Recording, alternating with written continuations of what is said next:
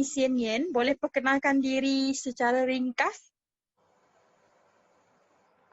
Saya Yen Yen, jurubahasa yang bekerja di Mahkamah Kuching.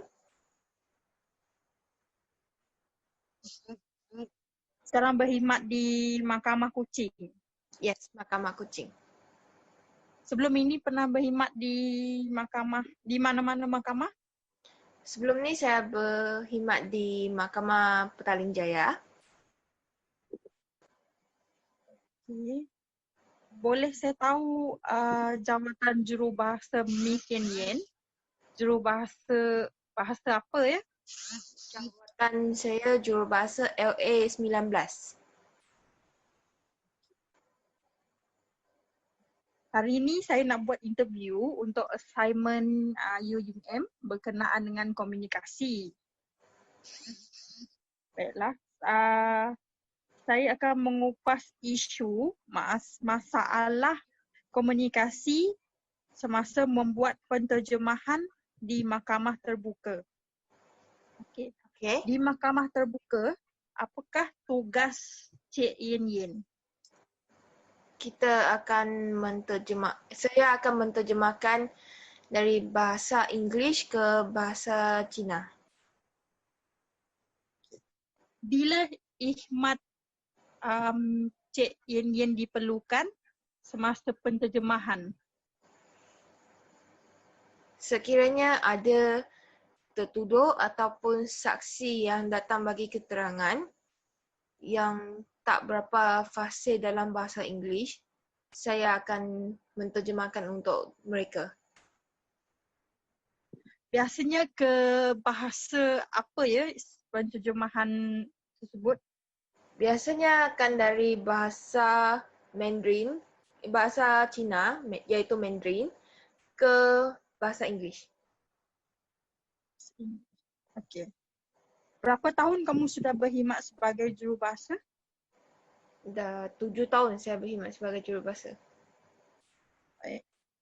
Sepanjang 7 tahun berkhidmat sebagai jurubahasa, apa masalah yang kamu selalu hadapi semasa kamu menterjemah di mahkamah terbuka dengan kehadiran saksi yang memerlukan khidmat kamu? Sekali lagi soalan tu, sorry. Okey, sepanjang 7 tahun kamu berkhidmat, apa masalah yang kamu selalu hadapi ketika kamu menterjemah di mahkamah terbuka dengan kehadiran saksi yang memerlukan khidmat terjemahan kamu? Sekiranya ada kosakata yang saya tak berapa kenal, lepas tu takut penterjemahan saya tu ada kesilapan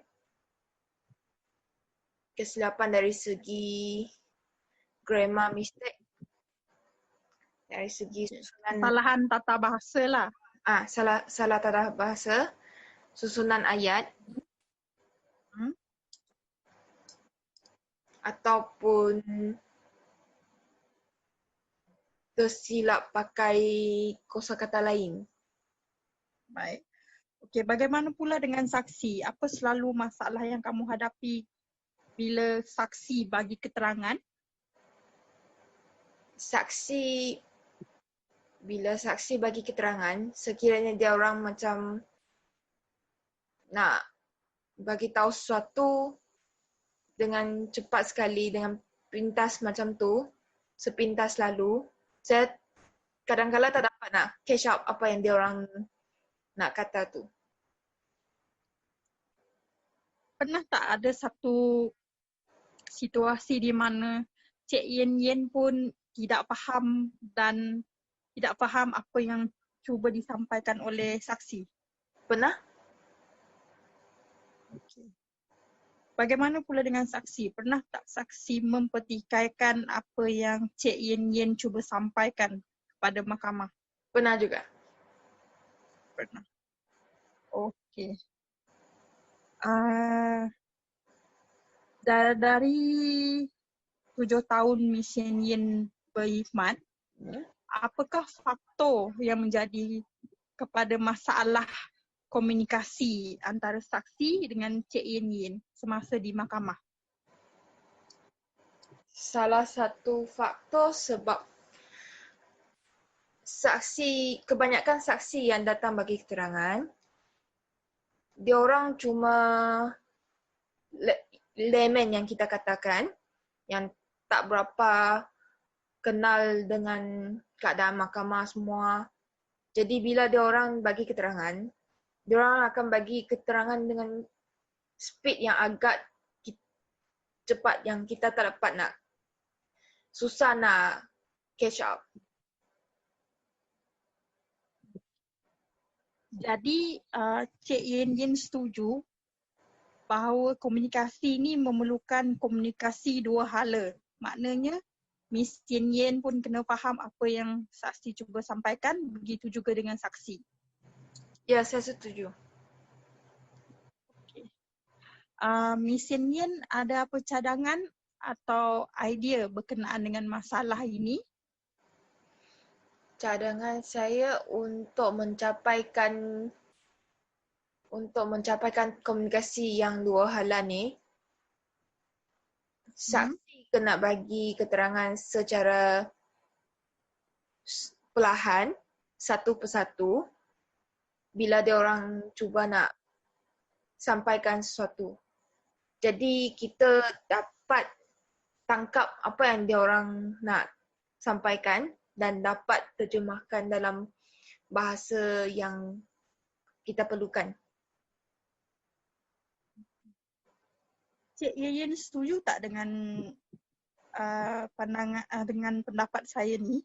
Sebenarnya saksi tu dia boleh berbahasa Melayu tapi kurang keyakinan diri atau takut untuk menggunakan bahasa Melayu ketika memberi keterangan di mahkamah. Setuju? Biasanya dalam lingkungan umur berapa keadaan ini berlaku? Lingkungan, maksud puan yang dia orang Maksud saya usia, contohnya yang selalu bermasalah ni yang usia muda ke, tua ke, macam mana? tua. Golongan tua. Bagaimana pula dengan golongan muda? Adakah mereka lebih berkeyakinan ataupun mereka pun sama menghadapi situasi yang sama? Sesetengah golongan muda akan menghadapi situasi yang mana mereka kurang yakin untuk berbahasa Melayu dalam mahkamah. Jadi mereka lebih selesa menggunakan bahasa pengantar yang digunakan di rumah lah. Ya, Setuju tak? setuju. Okey, Miss Yin Yin, terima kasih kerana sudi ditemu ramah oleh saya. Sama-sama. Saja. Okay, thank you. Bye, take care. Bye-bye. Bye.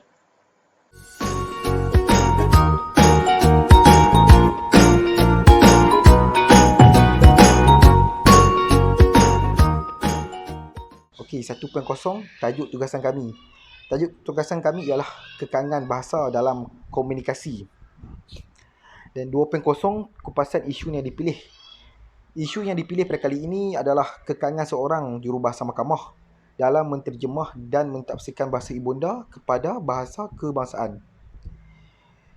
Ini kerana jurubahasa mahkamah dapat membantu melancarkan perjalanan kes sewaktu di mahkamah terbuka.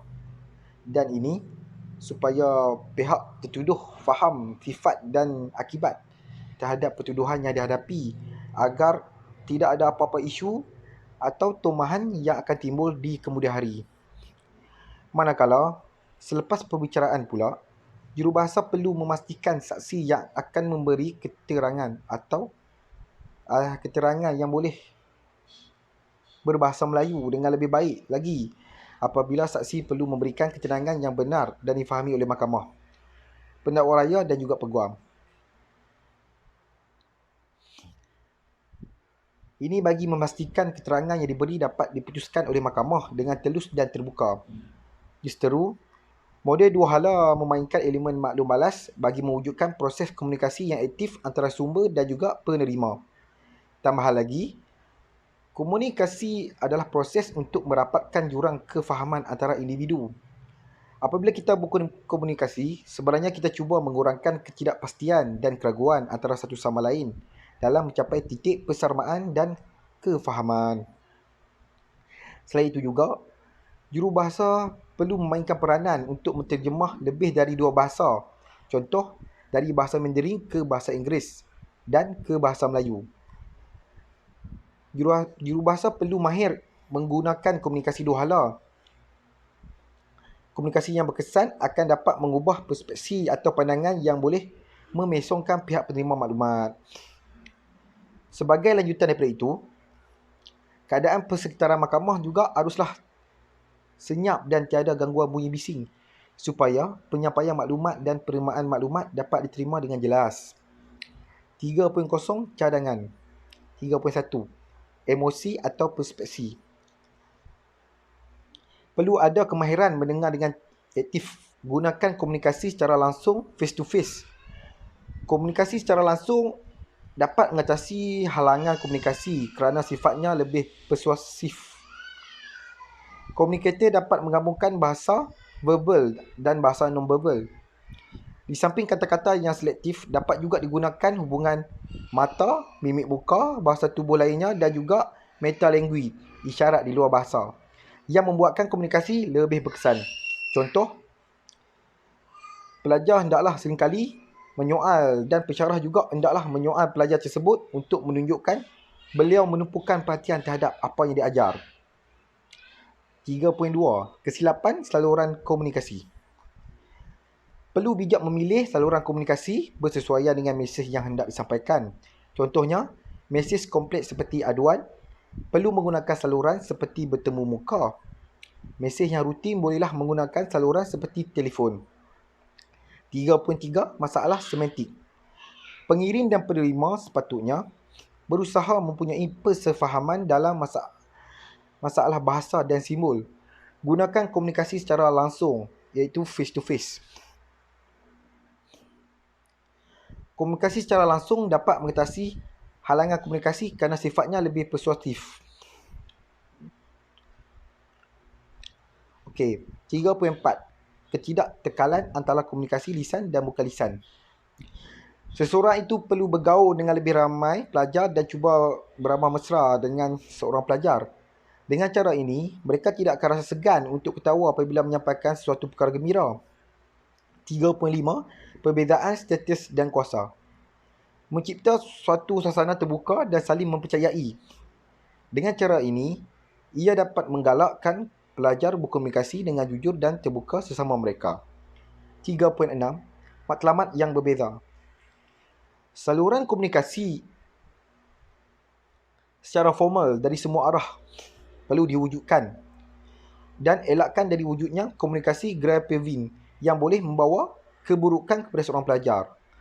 Langkah untuk komunikasi berkesan merakumi mendengar dengan teliti dan responsif, menjelaskan maksud perbualan, mengekspresikan diri dengan lebih jelas, menterjemahkan aduan dan kritikan kepada perkara yang spesifik, bertanya soalan secara terbuka, menunjukkan penghargaan serta menjadikan komunikasi sebagai perkara penting dalam kehidupan. 3.7 kekurangan saluran komunikasi. Mahkamah juga perlu memastikan bahawa saluran komunikasi yang bersesuaian perlu diperbanyakkan. Pemilihan dan penggunaan alat komunikasi yang sesuai merupakan satu lagi elemen komunikasi strategik yang bertujuan untuk memastikan komunikasi berkesan dapat dicapai. Penggunaan saluran media dan komunikasi yang sesuai dilihat dapat membantu meningkatkan kesedaran masyarakat khususnya dalam usaha mengurangkan masalah orang awam. 4.0 kesimpulan. Kesimpulan daripada keseluruhan tajuk ini ialah komunikasi dapat juga didefinisikan sebagai suatu proses penyampaian pesanan dalam bentuk simbol atau lambang yang melibatkan dua individu atau lebih yang terdiri daripada pengirim dan penerima maklumat dengan maksud bagi mencapai tujuan bersama mengenai suatu permasalahan atau persoalan di antara pihak masing-masing. Berdasarkan definisi yang telah diberikan di atas, dapat ditarik mengenai suatu kesimpulan mengenai makna hakiki komunikasi, iaitu proses interaksi yang di dalamnya terdapat maksud saling melengkapi, memperbaiki dan memahami soalan-soalan yang diberi oleh seseorang yang terlibat dalam komunikasi tersebut. Dengan perkara tersebut dapat difahami bahawa komunikasi bukan sahaja sebagai media penyampaian pesanan yang memberi kelebihan kepada suatu pihak sahaja, malahan lebih kepada jaringan antara personal antara pihak-pihak yang terlibat di dalamnya. Oleh hal demikian, agar komunikasi dapat berjalan dengan lebih lancar serta memberi manfaat yang lebih baik kepada penyampai pesanan dan memberi pesanan, maka yang diperlukan ialah keterampilan komunikasi. Hafiz 2007. Keterampilan komunikasi adalah kemampuan seorang individu itu menyampaikan atau mengirim maklumat di khalayak ramai dengan jelas dan tepat, menurut Anwar Arifin 2007. Sekian sahaja pembentangan saya mengenai tajuk kekangan bahasa dalam komunikasi.